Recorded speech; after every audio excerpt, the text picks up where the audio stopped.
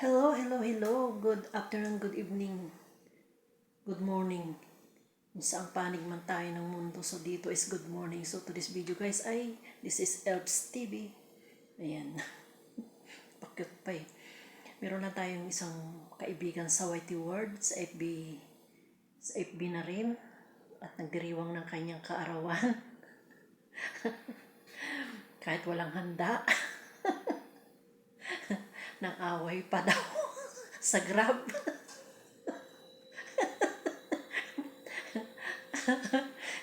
Nang away pa raw sa Grab. Ang ending, di niya binayaran yung order niya. Pero kinain pa rin niya.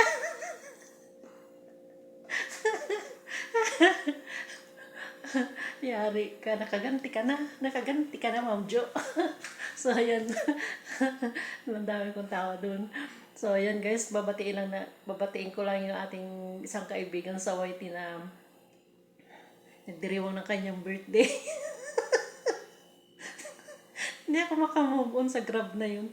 At happy birthday Ma'am Jo.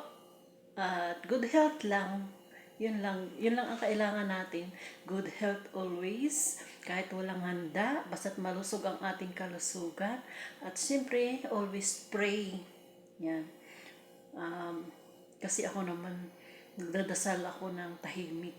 Hindi mo na kasi kailangan paano sa social media na madasalin ka, di ba? Tapos, kilala mo naman talaga ako yung tao. Napunta sa dasalan ka lang nga. Aray ko. Ayan, Ma'am Jo, happy birthday and more birthdays to come. More years, more healthy years.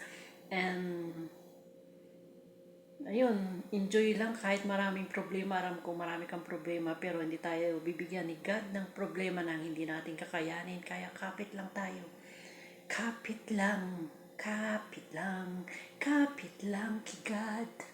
Yun lang man talaga ang kasi kung from your heart, not from your mouth ang iyong pray, talagang pakikinggan ka niya.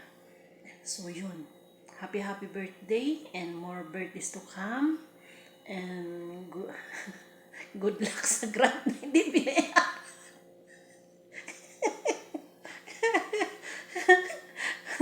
Kailangan tumawa rin tayo ba? Kahit minsan kahit marami tayong problema, kahit marami tayong problema, dapat maging happy rin tayo kay nila. Tingnan mo, bumata daw ako ng 10 years, sabi kahapon sa live ko.